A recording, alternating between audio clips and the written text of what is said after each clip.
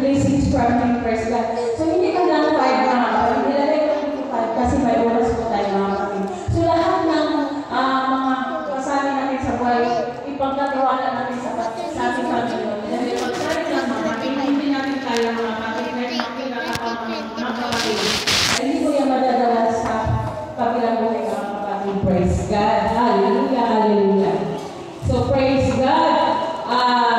Number 1 mga kapatid, Christian must entrust or ipagkatiwala natin sa Panginoon ang mga kasali natin mga kapatid para makareceive tayo ng pagpapala ng mga kapatid. Naniniwala ba kayo mga kapatid pag may pagsubok tayo? After ng pagsubok may blessing mga kapatid. Ranas mo na rin mga kapatid. Hallelujah. Hallelujah. So praise God. Number 1 mga kapatid, trust the Lord with your frustration. Mga disappointments natin mga kapatid.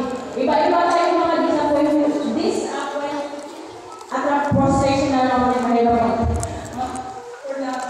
Ano naman Bisaya na yung mga kapatid? Frustration or disappointments, mga kabilang sa ating buhay.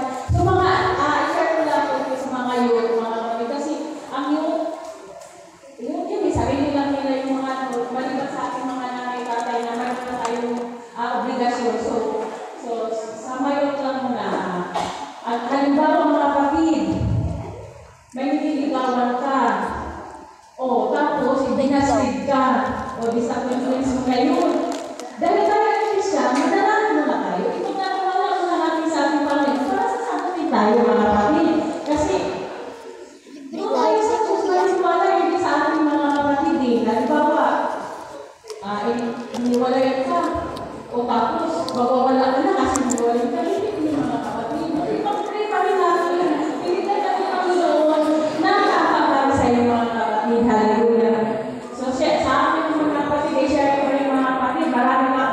Parang sobrang layo natin.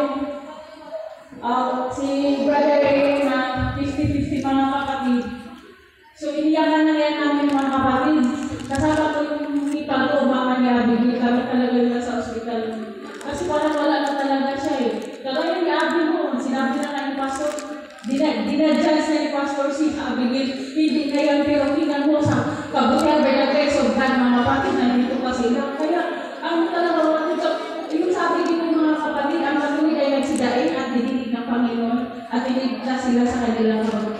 Narinig tayo ng Panginoon, ang mga iyak namin, ang mga prayers namin, ang Panginoon, wala sa ating mga kapatid. Praise God, hallelujah. Sabi ko, God's attentiveness are active and government in the lives of those who are righteous.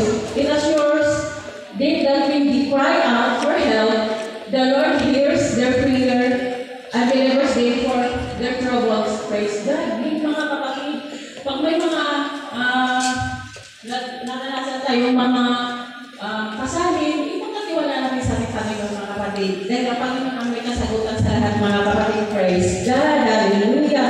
Number 2 mga kapatid, trust the Lord with your feelings or damdamin. Sabi sa verse 18 mga kapatid, sabi nasa po, before verse 18 Psalms, ang Panginoon ay malapit sa kanila may mga puso at iniligtas ang mga may pagsisisi diwa. Praise God. Like